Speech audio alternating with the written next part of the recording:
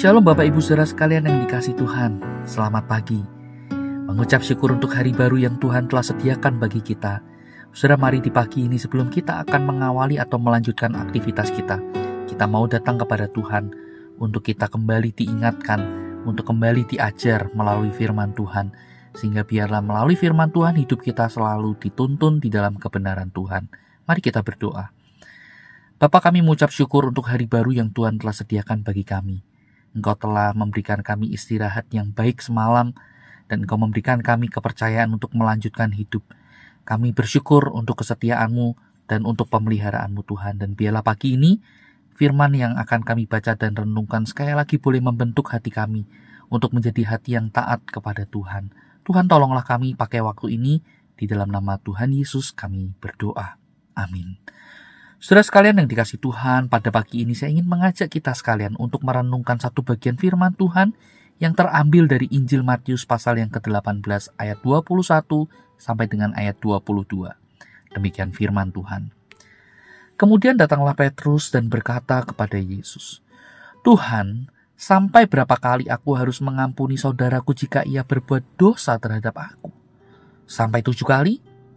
Yesus berkata kepadanya, "Bukan, aku berkata kepadamu bukan sampai 7 kali, melainkan sampai 70 kali 7 kali. Sampai di sini kita membaca firman Tuhan dan mari kita merenungkannya. Nah, saudara sekalian kasih Tuhan, di dalam kehidupan kita tentu kita akan menemukan ada banyak peristiwa, ada banyak hal yang mungkin saja itu melukai hati kita. Atau bahkan kita yang melukai sesama kita, siapapun itu. Nah, saudara, apa yang menjadi obat dari rasa sakit hati yang kita alami itu?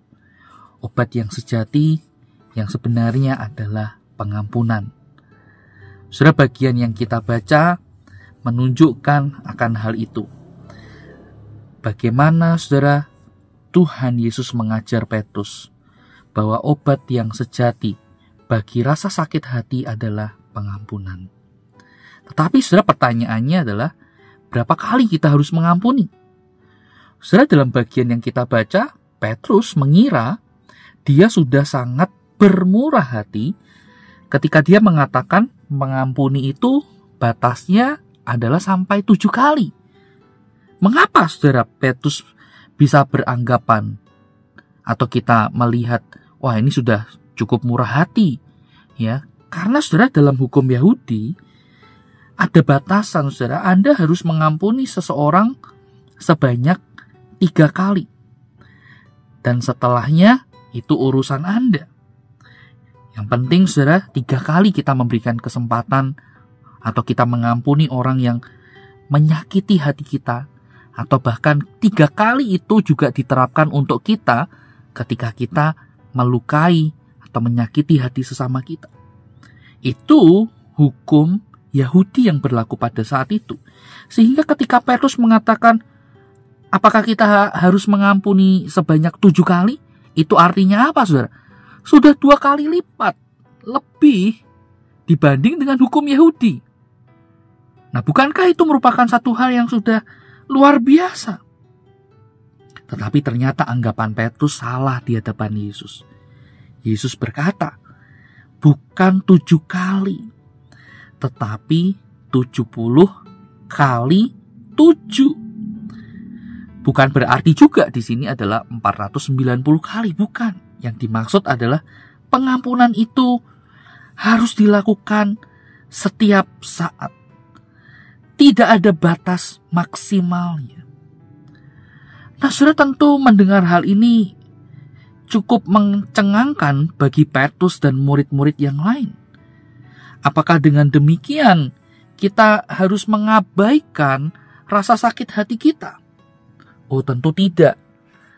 Tidak, saudara. Ketika kita mau melakukan pengampunan, tentu kita harus memproses hati kita. Kita harus berdamai dengan hati kita, berdamai dengan apa yang mungkin sudah kita alami, rasa sakit hati kita itu. Tetapi saudara, di sini kita diajar untuk apa, saudara? Untuk melihat yang pertama, saudara, bahwa pengampunan itu adalah satu hal yang menjadi kehendak Tuhan. Kenapa? Karena hidup kita pun, bukankah hidup kita pun juga adalah hidup yang setiap saat, setiap waktu kita itu mendapat pengampunan dari Tuhan. Tuhan tidak melakukan atau Tuhan tidak memberi batasan 3 kali, 7 kali di dalam mengampuni kita. Saudara, kita harus mengakui dalam bagian ini bagaimana keterbatasan kelemahan kita.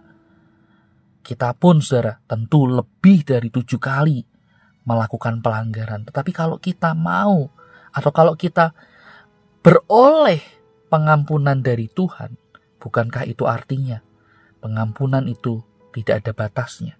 Karena hidup kita pun sudah mengalami hal yang serupa.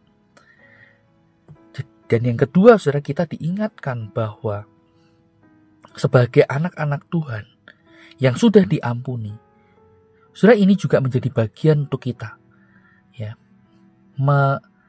menjadi teladan bagi orang lain. Bagaimana pengampunan itu seharusnya dilakukan terhadap sesama.